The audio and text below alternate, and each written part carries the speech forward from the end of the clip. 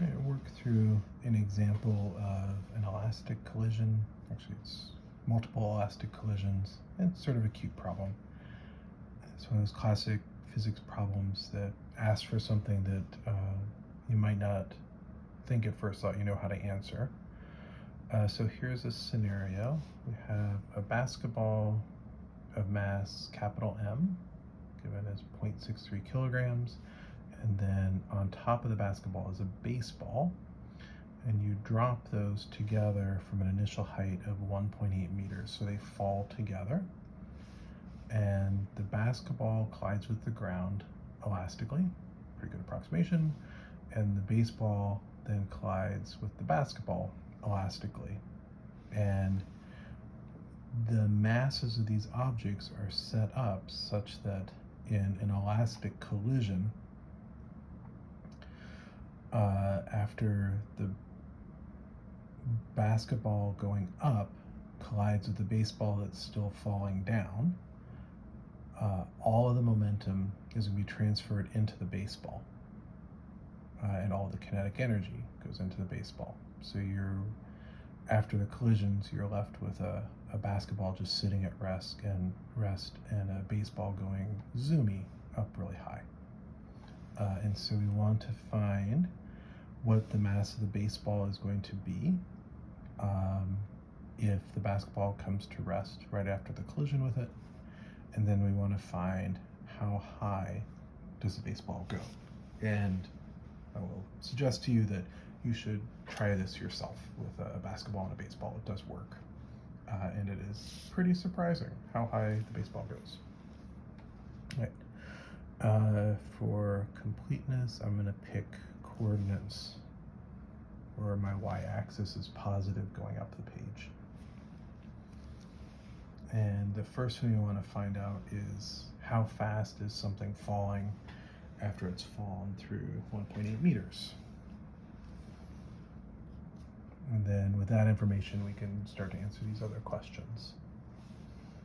So first order of business is an intermediary piece of information. Is something falling after falling 1.8 meters and implicitly starting from rest. So that just means an initial gravitational potential energy, mgh, becomes a half m. I'm going to call this speed v0 squared, because that is the initial speed that the basketball is going to strike the ground with. And it doesn't matter what the object is, they all fall the same way in free fall, so the m cancels out.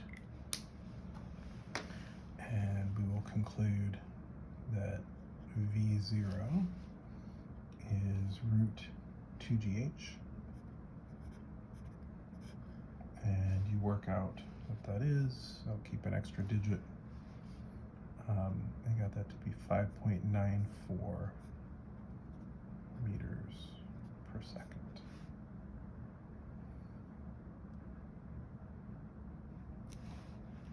All right.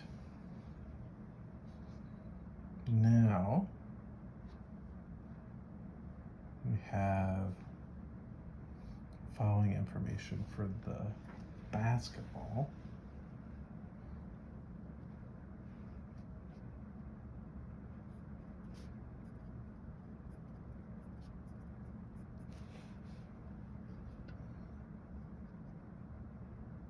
What I'm calling the initial state is minus 5.94 meters per second relative to j hat. So that is an instant before it strikes the ground. And then for the basketball, right after it collides with the ground elastically, this velocity has to reverse itself. So it is now moving up at 5.94 meters per second j hat. And I want to draw out the initial and final states for things. So we have have a concrete idea of what we're talking about. Because conservation laws link together different states in time. So it is good practice to take the time to be explicit about what we mean as the initial state and what we mean as the final state.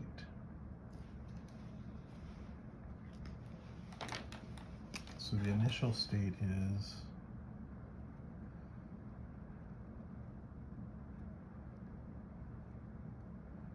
basketball, mass M, and we have on top of that our baseball of mass little m, and the baseball is still moving with the initial, but the basketball is moving up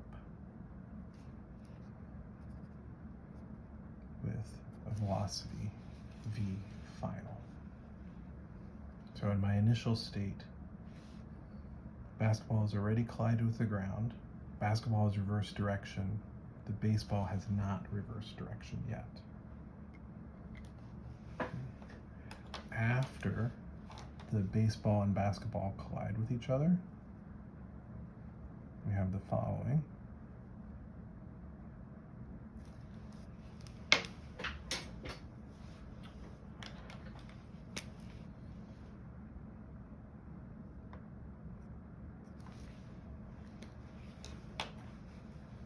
All right, we have the basketball is at rest.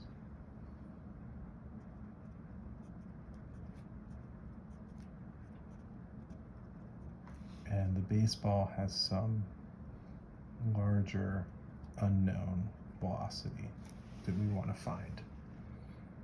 Okay, so our initial and our final state are set by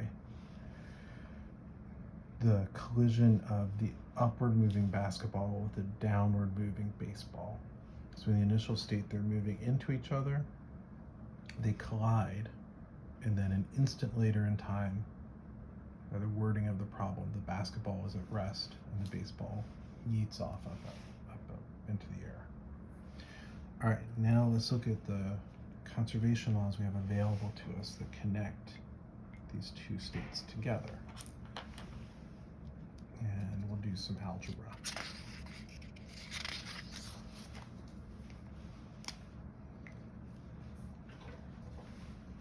So conservation of momentum is going to tell us that in the initial state, we have the basketball moving up with that amount of momentum.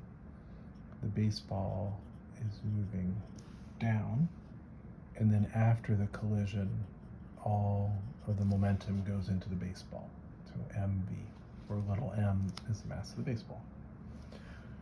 It's an elastic collision between the basketball and baseball, so it's also true that a half mass of the basketball, v0 squared, plus a half mass of the baseball, v0 squared, all becomes the kinetic energy of the baseball after the collision, a half mv squared.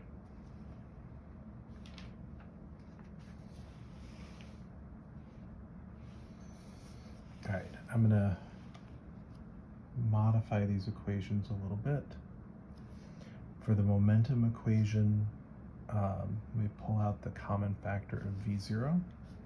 So I have v0, and it'd be big M minus little m, but I'm going to pull out a common factor of little m, and I can cancel that across the two sides of the equation. So I'll have big M over little m minus 1 is equal to the final speed of the baseball.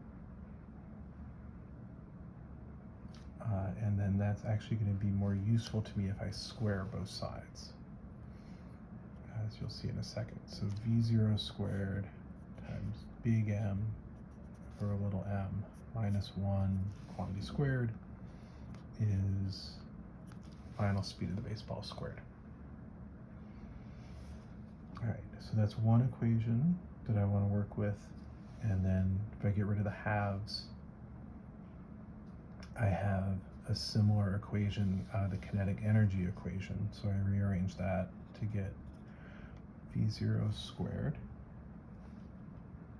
times big M over little m plus 1 is equal to V squared. Right, now, make this a little bit less work for me to write things out. Let's introduce a new variable. X is going to be the mass ratio, big M over little m, and I observe that I have the final speed of the baseball equal to two different things. So I'm just going to set those equal to one another. So we have V0 squared. This is going to give me an x plus 1 equals, this equation gives me a V0 squared x minus 1 quantity squared. And I can cancel out the V0 squared.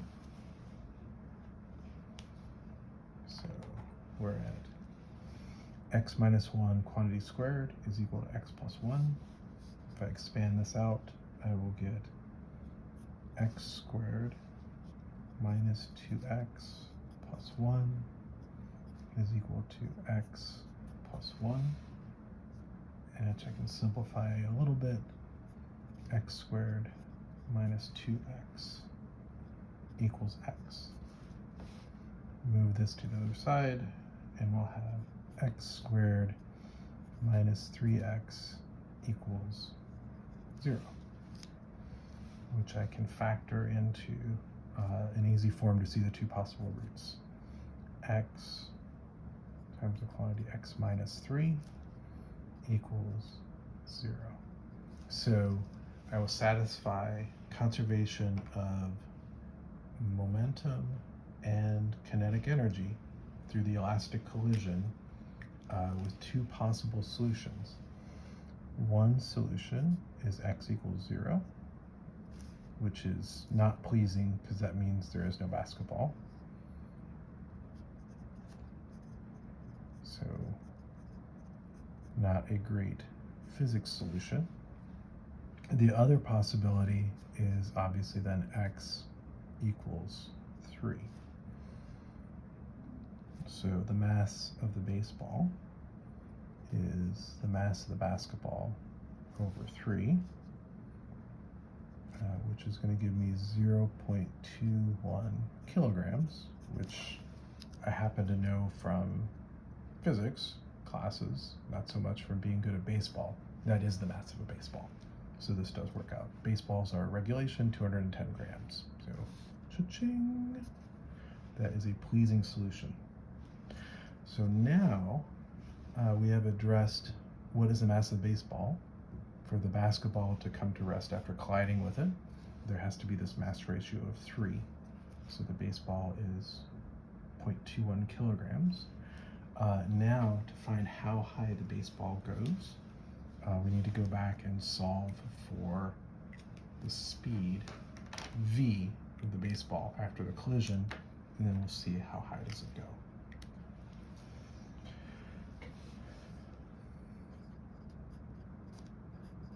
From conservation of energy. So solving for the final speed of the baseball, we can use this equation, V0 times 3 minus 1 equals V. So that's saying that V is twice V0. V0 is going to be 11.88. Nope.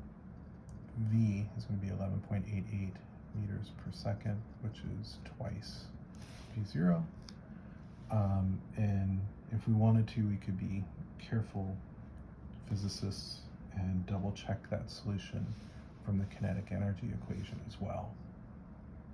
And then this equation is going to tell us that we haven't screwed up, because that is going to tell us that v0 squared, 3 plus 1, is equal to v squared, which again tells us that v is equal to twice v naught. So, good. Then, to find the final height of the baseball, you could just intuit that if you double the speed, you're going to have 4 times the kinetic energy, so you have 4 times the height, and that works out. Could also do this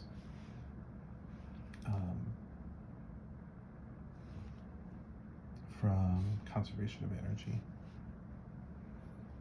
So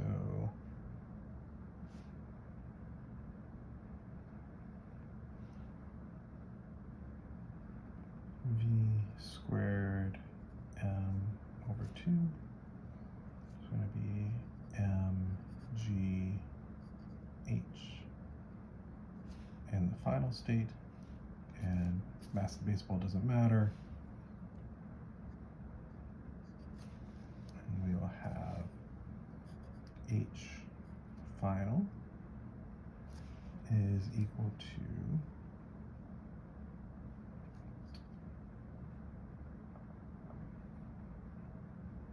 v squared over 2g, which you also can get from kinematics.